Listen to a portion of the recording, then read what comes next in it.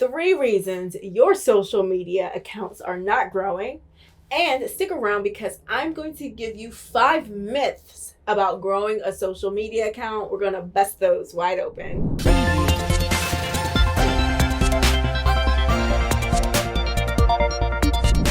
First, you are not posting consistently and correctly for the platform.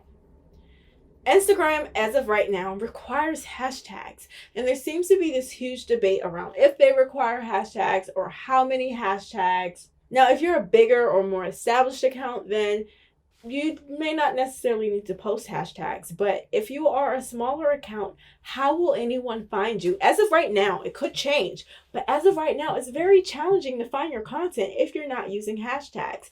Use the 30 hashtags that Instagram gave you.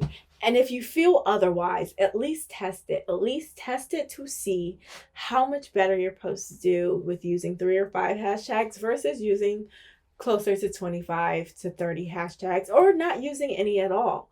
Now, it is already challenging enough to grow an account. And so do you really want to take away one of the things that you can use that will help you?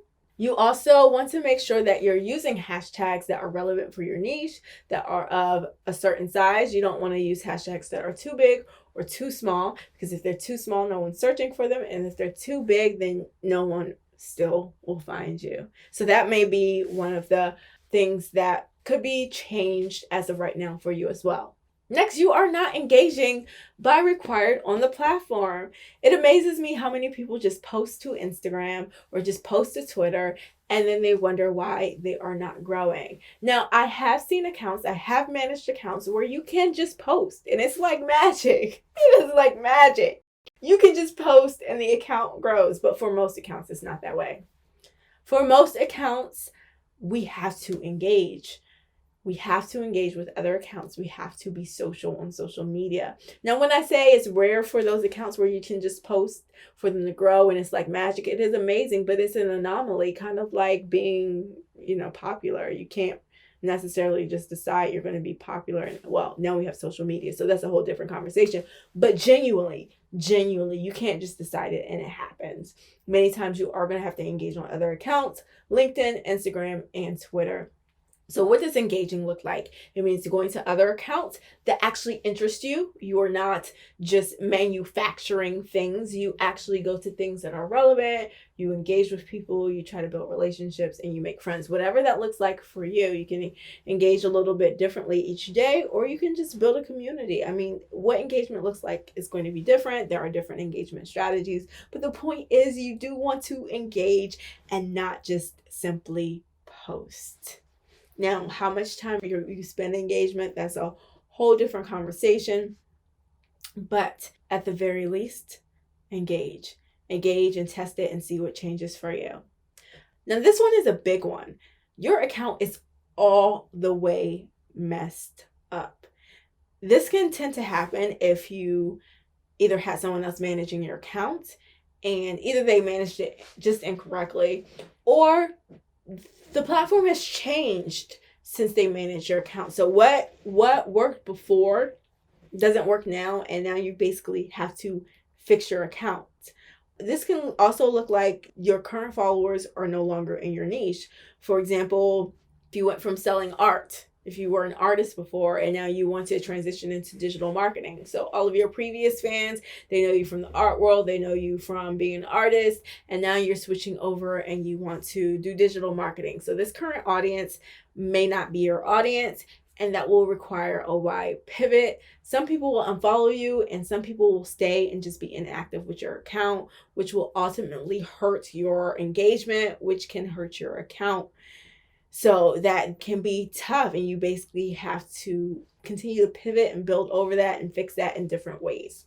So as mentioned before, someone could have been incorrectly managing your account and they bought followers. So you have fake followers. And I actually have a current client who is dealing with that. And this happened with 2 new potential clients in 1 week. where, I mean, I can look at your account. A lot, not all the time, but there are many instances where I can look at the account and see that the following has obviously been bought. I won't get into the details of how here, but I don't tell the potential client, I can tell how your following is bought, but I just ask them, where did your current following come from? And thankfully, most of the time people do say that it was purchased, and I proceed to tell them what needs to happen next, which always is not fun, because a lot of times it can be harder to salvage or fix an account because you have to put in that time versus just building it up cleanly from scratch. Do you want to just completely get rid of this account and just cleanly build it up from scratch?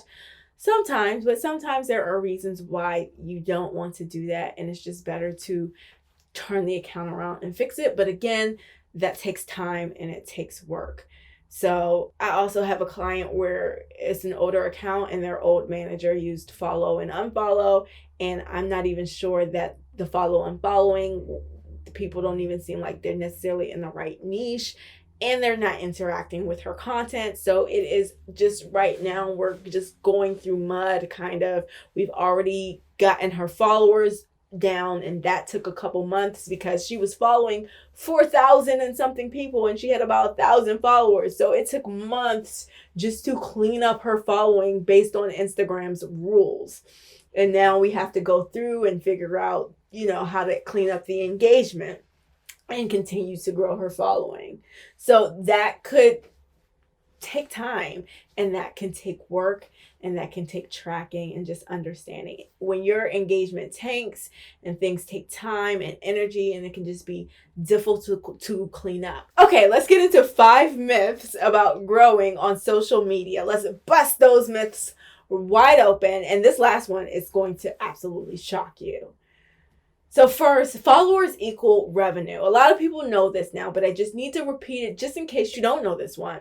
Just because you have a lot of followers does not mean that you're making a lot of money. Does not mean that person is making a lot of money. And just because someone seems like they have a smaller account, it doesn't mean that they're not making money. Social media, there's strategy behind making money on social media, and you don't need to have a really, really big following for this to happen. But you do need to have a strategy, and you do need to understand how to implement those strategies and get a return. Next is, there's a way to predict growth, especially right from the start. I'll get newer clients on the phone, and I get this question often: how fast will my accounts grow? What do you think will happen with my accounts?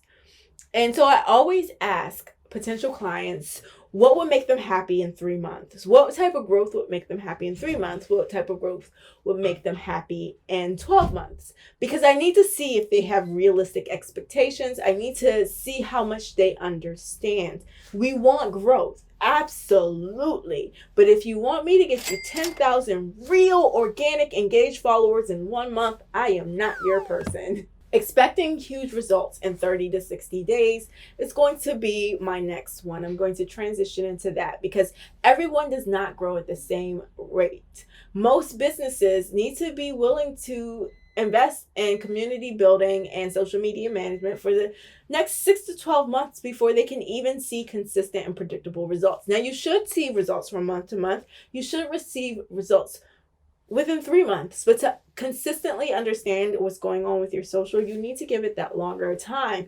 If you want a quick return on your investment, you're going to need another strategy outside of organic social. Organic social is a strategy in and of itself, and it can also be coupled with other strategies. But having a full out organic strategy to take your audience from just knowing about you to a client entails more than just posting on social media. Next up is thinking that you never need to pay for anything on social media. Now, social media is a free way to promote your business, yes, but even I have to invest in things, different tools to be able to get better analytics for clients, to research better for clients, to manage things better for clients. And then you have paid advertising when you want to get a bigger return on your investment. You have certain softwares that you might want to invest in when you're building a funnel. So when it comes to running a business and you're including social media, it is a big mistake to assume that you never need to pay for anything. Finally, and my absolute favorite, is social media is where all of the sales happen. People think that you just post and people buy.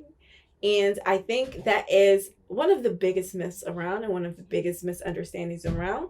Organic social media plays a very critical role these days, but once you engage your audience by social media, you need to have a further way to move them towards sales, whether it's paid advertising, whether it's some sort of funnel, whether it's a conversation, whatever that looks like. But thinking that you just post on social media and then sales happen or clients walk into the door, customers walk into the door, we have to move past that thinking. We have to understand that there are deeper strategies at play, and social media is just a knock on the door. We have to find a way to invite people in and make them feel comfortable. Follow me for more social media tips for your business.